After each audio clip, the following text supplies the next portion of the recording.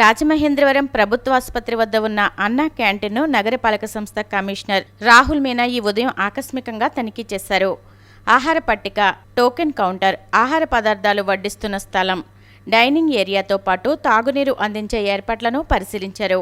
అల్పాహారం తీసుకుంటున్న ప్రజలతో మాట్లాడి క్యాంటీన్ సమయానికి తెరుస్తున్నారా, ఆహార పదార్థాల నాణ్యత ఎలా ఉంది, ఏమన్నా ఫిర్యాదులు ఉన్నాయా అని అడిగి తెలుసుకున్నారు.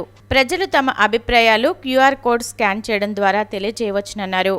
అనంతరం నిర్వాహకులతో మాట్లాడుతూ పేదల కోసం అందించే ఆహారం నాణ్యతలో ఎటువంటి లోటుపాట్లు ఉండకూడదని కమిషనర్ స్పష్టం చేశారు. ఆయన వెంట ఎంహెచ్ఓ వినూత్న, ఇతర సిబ్బంది ఉన్నారు. ఆక్రమణలు, డ్రైనేజీలు పూడుకుపోవడం కారణంగా ఇటీవల కురిసిన కొద్దిపాటి వర్షానికే రోడ్లు, డ్రైన్లలో వర్షపు నీరు పొంగి పొర్లడంతో నగరపాలక సంస్థ స్పందించింది. విఎల్పురం వార్డు సచివాలయం పరిధిలో రహదారిని ఆక్రమించి ఏర్పాటు చేసిన దుకాణాలు, అలాగే విఎల్పురం లారీ స్టాండ్, దేవీచౌక్ సమీపంలో అనధికారికంగా నిర్మించిన జెండా పోల్స్పై అందుకున్న ఫిర్యాదుల మేరకు ఆక్రమణలను నగరపాలక సంస్థ సిబ్బంది తొలగించారు. నగరంలోని రహదారులు, కాలువలు మరియు ప్రభుత్వ స్థలాల ఆక్రమణలను తొలగించి ప్రజలకు సురక్షితమైన, పరిశుభ్రమైన వాతావరణాన్ని కల్పించేందుకు నగరపాలక సంస్థ ప్రత్యేక చర్యలు చేపట్టిందని కమిషనర్ రాహుల్ మీనా తెలిపారు. రహదారులపై ట్రాఫిక్ అంతరాయాలు తగ్గించడం, డ్రైన్లలో నీటి ప్రవాహాన్ని మెరుగుపరచడం, ప్రభుత్వ స్థలాలను సంరక్షించడమే నగరపాలక సంస్థ ప్రధాన లక్ష్యమని కమిషనర్ పేర్కొన్నారు. నగర వ్యాప్తంగా అన్ని ప్రదేశాలలో స్పెషల్ డ్రైవ్ కొనసాగుతోందని, ఆక్రమణలు తొలగించడంతో పాటు తిరిగి ఆక్రమణ కాకుండా నిరంతరం పర్యవేక్షిస్తామన్నారు. ఈ విషయంలో మున్సిపల్ కార్పొరేషన్కు ప్రజలు సహకరించాలని విజ్ఞప్తి చేశారు.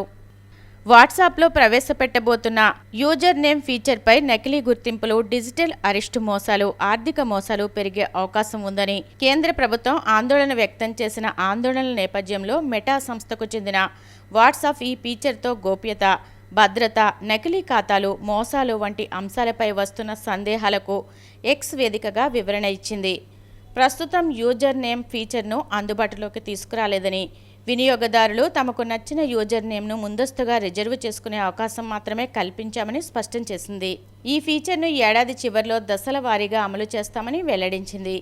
యూజర్ నేమ్ ఫీచర్తో వినియోగదారులు తమ మొబైల్ నెంబర్ను వెల్లడించకుండా కొత్త వ్యక్తులు, గ్రూపులతో కనెక్ట్ అయ్యే అవకాశం ఉంటుందని తెలిపింది.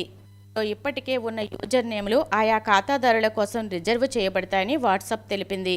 అలాగే ప్రముఖులు, ప్రభుత్వ సంస్థలు, సెలబ్రిటీలు, మెటా వెరిఫైడ్ ఖాతాలకు సంబంధించిన పేర్లు, వాటి వేరియేషన్లు కూడా దుర్వినియోగం గురి కాకుండా రక్షిస్తామని పేర్కొంది.